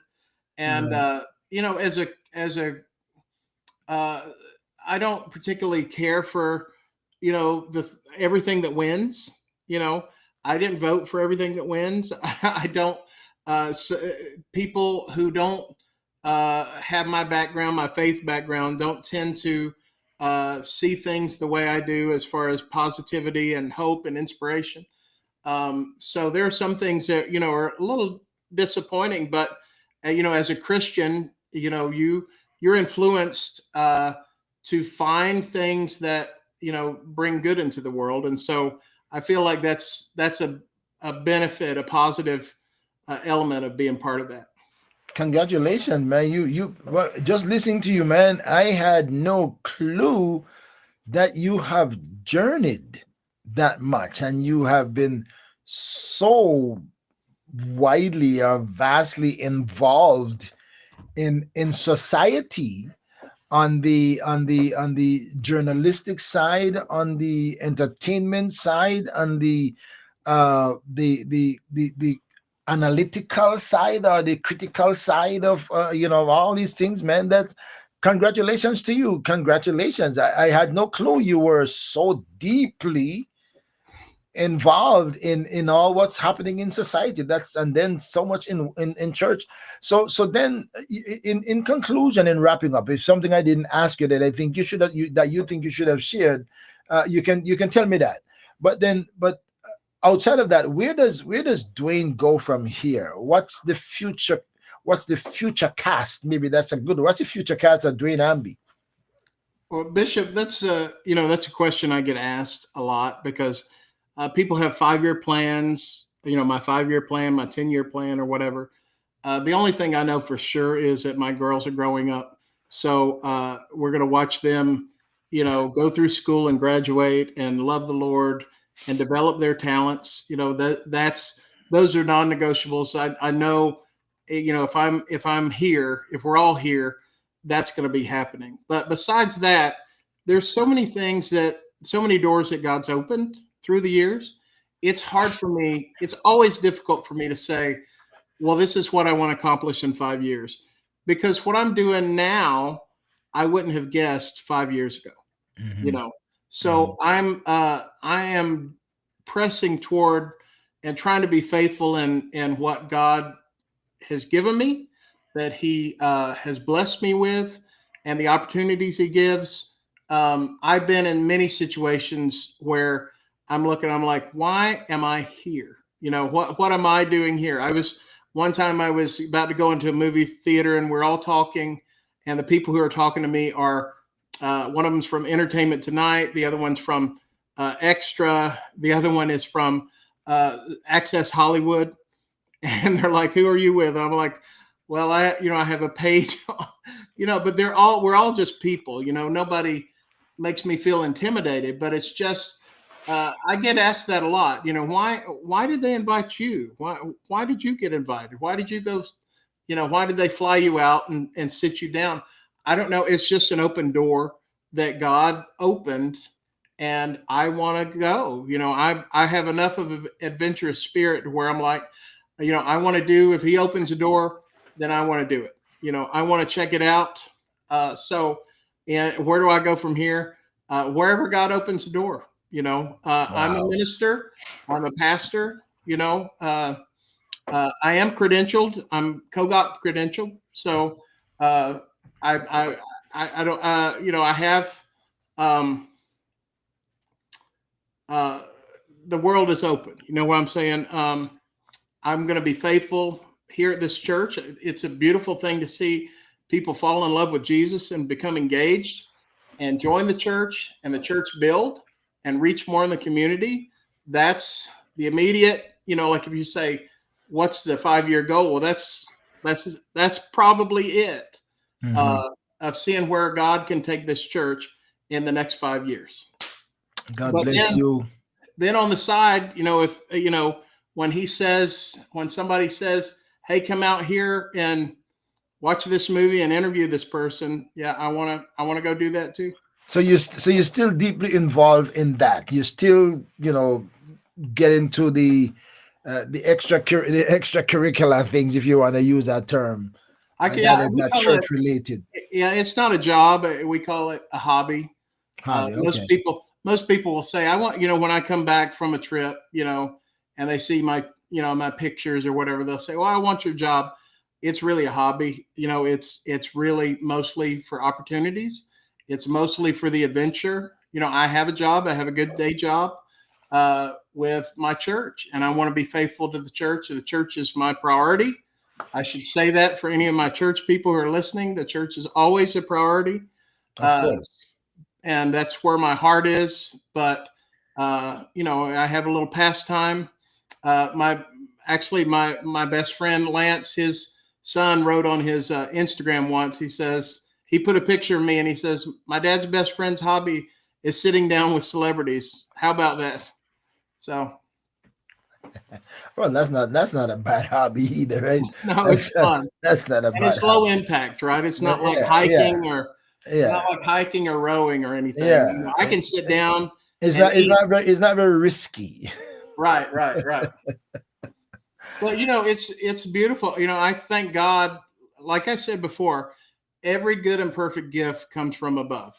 Mm-hmm. And so these gifts that God gives, they may not mean anything to anybody else. Somebody who's not a fan or was not blessed by the music of Michael W. Smith, it may not mean that much to them. But when God let me sit in his studio, and he's telling us about a new record he's working on, and he's playing the keyboard, and there's 5 of us in there, and he's singing a Keith Green song that I sing along with.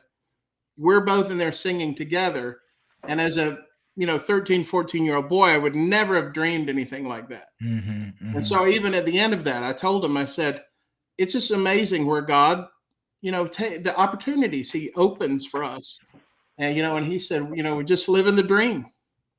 Amen. That's it. Amen. Congratulations, man. I had no clue as I said before, I had no clue you were so deeply involved in so many things. And that's why it is so interesting to have people on this program to say, let's talk with the doctor, find out, because everyone has a story. And one of the most, your story is great. One of the most fascinating things that I've spent so much time to try to get to understand was the discovery of your wife and the process of that. I'm still amazed. Really, I'm amazed at how that unfolded. Incredible. And I told you the quick version of it. Listen, one of these days, maybe I'll have you both on. Yeah. So we can get a slower version and get her take on the thing, because, oftentimes the wife's version is a little bit different, because their perspective and their evaluation, they give us maybe the short version of how this thing unfolded, but something you get the whole story of said they went through a deeper process than what we understand. So, right. But just what I heard, fascinating story. And as I said before, you can't look ahead to know what God is going to do. Right. But when you look back, you can appreciate what God has done. Right. And that's how the pieces fall together. And I've said this to so many of my guests, one of these days, God will reveal to you the mystery of your history. and why you've been through all That's you've good. been through and how you've been through. You know, when you look back and say, God, you are amazing, because I could have never written this script even if by divine inspiration. Only when you work it out, I could say, wow, God, you Right. are awesome. Awesome. Awesome. That's a great story. That's a great story. I'm glad you share that. I'm glad you Thank share you. that. I'm glad you share that. What's your wife's name again? Leanne. Leanna? Leanne. Leah. Just Leanne. Yeah. All right. Just give her a shout out. Give the kids a shout out. Give a shout out to your church and ministry. One of these days, man, one of these days, we might just run into each other one place or the other. You just never know. I'm glad to have you on the program, and I look Thank forward you to so see much. this reconnection that we make now. Maybe we can work some things out, and we can That's connect right. even more in the future. What's your last word for our friends who are listening and who will listen? Because this is just the beginning of the program. This program going to be available tonight, tomorrow, next year, 10 years, 15 years from now. That some people are going to go back and look and say, oh, you know, wow, didn't know that. Yeah. Well, it's just a blessing. It's a blessing to be here with you. I'm chatty by nature. You figured that out by now. You don't have to goad me on to keep talking, especially about myself, right? But I'm just here uh, because the Lord has been good, you know. And the only way you can compare it is you see, you know, where would I be without the influence of the Lord? You know, every step of the way, it's hard to see. It's hard to see where He's guiding your steps while you're in the middle of it. Mm-hmm. But you can look back. You have a clear picture when you look back and you say, He opened that door. He made this happen. You know, and He provided that opportunity. And so that's just that's the grace that I live under. And like I said, that's the gratitude that I live under, is the fact that God has been so good to give me connections. For me to connect with you, Bishop, you know, is a blessing. You know, a Well, random. I'm going to say the same thing. For me to connect to you, it's a blessing as well. So you know, the blessing goes around in circles, right? Yeah, from, you know, it's a random moment, you know, from what, 12 years ago, 13, 14. But I love meeting people. Leanne says I collect people. And That's I a like good that. one. I like that term because basically it's relationships. You're That's a building good one. Where you keep them after you collect them? Where do you store them? in my heart, of course, right? Wow, wow, wow, wow. Man, I'm glad to share this side of you. You know, the social side, not on the business side, but on the social side, just to have a conversation, we can relate and laugh. This is really healthy.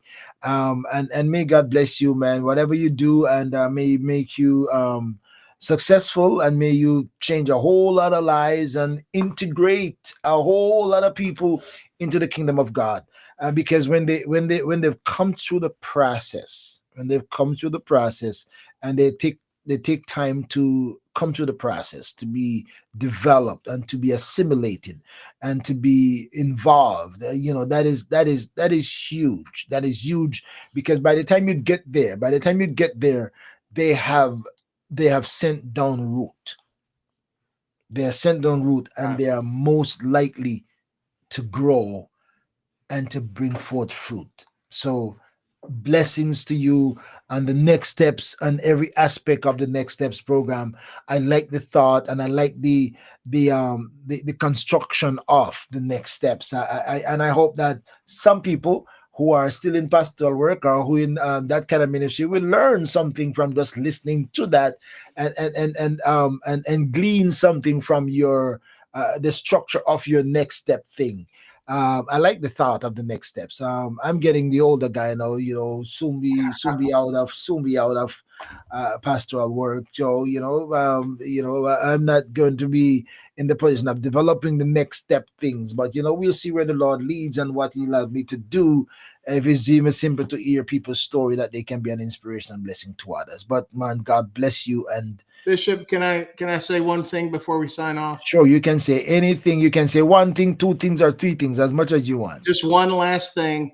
there have been people who have been so sweet to watch, and they have been sending messages the whole time, like Elaine Murphy Moyes. I guess maybe that's how it's pronounced. It's been very encouraging. Thank you for all you've shared while we've been talking. I have been reading the messages, even though I haven't been able to respond because, like I say, I'm chatty, and me and the bishop have been chatting. But we appreciate you talking, and Leslie and Bent, Sister Clark.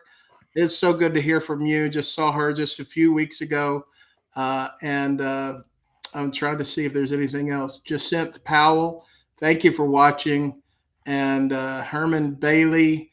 I think, yeah, watching from Grand Turks, a beautiful place. Toya Karen Batson, Angela Rawlings, all these people, and we just appreciate, because I have been reading those, just not able to respond to them as we're talking. But thank you for watching, for giving your night and watching us.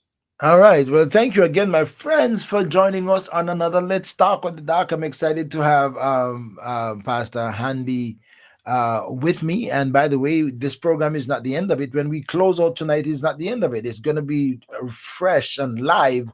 So everybody, if you find this fascinating, you can actually share it with your friends and say, hey, Pastor Hamby was on Let's Talk with the Doc, and we heard something about this story that I bet you didn't know. You want to share something that their friends can listen to it. I am just so fascinated with how he met his wife. It may be one of the simplest part for him in the program, but that's really, really fascinating to me. And the progression of how you have climbed up, and you've been involved, and the thing that you have accomplished, none less than, none greater than, if I could say, comparatively, being the editor. That's a big deal for me, to be the editor of the White Wing Messenger of the Church of God of Prophecy, the lifelong magazine of this church. And by the way, I should have said this, that my friends, if you didn't know, everybody can sign up to get the digital copy of the White Wing Messenger coming directly into your email, or going to the Church of God of Prophecy, COGOP.org website, and find it to read. You don't have to subscribe anymore. It can come into your email. It's coming from around the world. There are stories of ministries impact and lives being changed around the world. You can see what is happening in the Church of God of Prophecy globally. So hey, if you're a part of the Church of God of Prophecy, it's our paper. If you're not, you are connected one way or the other, because if you're a child of God, or if you even have an aspiration, you can read it, because you might find inspiration. I like that.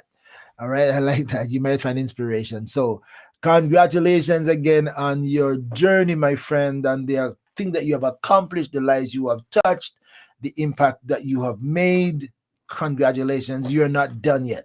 You're not done yet. No. Because you're still a young man. You have got a whole lot of years to catch up where I am. So if God gives you life and strength to catch up to where I am, you got a whole lot of work left to do. So yes, blessings and congratulations on your future, whether you plan it one day at a time, 1 week at a time. I have no plan. Let God just take my hand and lead me. Whatever he does, he's going to do it well. And you have my prayers and my best wishes. Thank you. You're going to stay with me online. We're going to go off like we came on. But my friends, thank you for joining us on another Let's Talk with the Doc. You can please subscribe, follow me on Facebook, subscribe to my YouTube channel. And right now I'm streaming on TikTok as well. I'm streaming on TikTok. So, hey, if you're TikTok, hey, you can make sure you follow so we can stay connected. We will keep on going. And by the way, if you have a story, and everybody does have a story. If you know somebody who has a great story that they want to share, please email me at orbministries@gmail.com, because maybe we can have that person's story aired on another Let's Talk with the Doc. All right, until then, stay strong, stay safe, stay connected. And if you can't do good, if you can't be good, be careful. Make sure that you're careful, and make sure that the Lord controls what you do and your life is an example to others. Until next time, I'll see you again on another Let's Talk with the Doc. See you then. Well, thank you for checking in on ORB Ministries. I trust that you will share with your friends, subscribe, hit the bell for notification, and stay tuned, because you never know what's next or who will join the conversation.